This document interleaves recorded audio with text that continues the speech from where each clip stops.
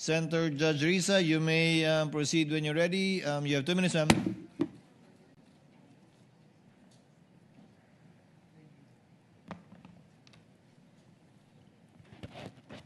Salamat po, Mr. Presiding Officer.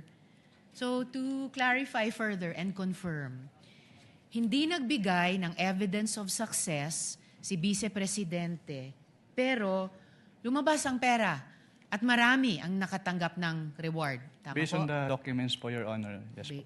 Yes, based on the documents. Now, based on your experience po, karanasan nyo bilang auditor, ano pang pinahihiwatig nito?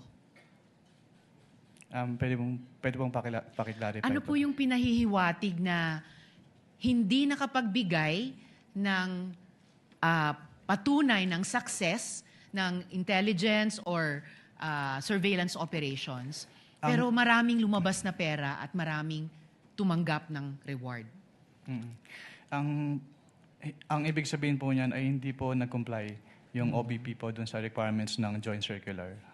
Okay, so yun ang pahiwatig sa inyo bilang, sa karanasan nyo bilang isang auditor. So, ngayon na wala nga yung evidence of success, matitiyak pa ba ng COA na yung pabuya ay talagang napunta dun sa mga informants? Hindi po, Your Honor. Hindi nyo mapatutayan.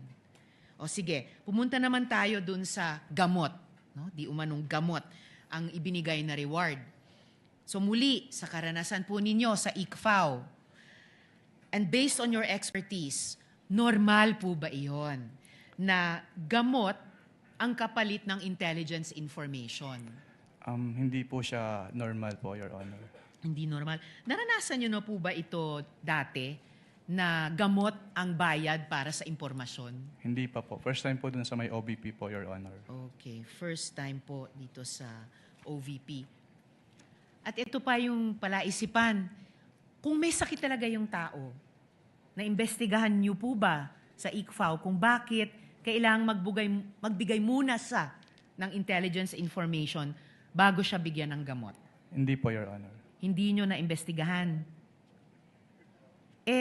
So bilang auditor, ito po ba ay ifa-file sa ilalim ng pabuya o sa ilalim ng ayuda? Pwede po kasing tingnan yan. Kasi since document-based po kami, pwede po siyang tingnan as payment of rewards, pero pwede rin po siyang tingnan as provision of medicine. So pwede rin tignan as provision of medicine. So pwede rin siyang tignan na ayuda. Kung Hindi yun po yung pabuya. ibig sabihin ng provision of medicine, pwede rin po. Pwede rin. So kasi, paano yun? Yung mga informant po ba, most of the time, may sakit? I wouldn't know po. Natanong nyo ba kung ang gamot na yan ay para saan? Hika ba? Alta presyon ba? Diabetes ba? Hindi po. Hindi rin.